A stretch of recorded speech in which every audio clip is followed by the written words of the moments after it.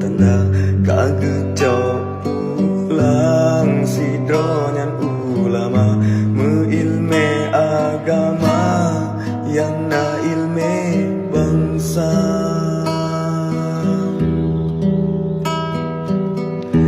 Ayah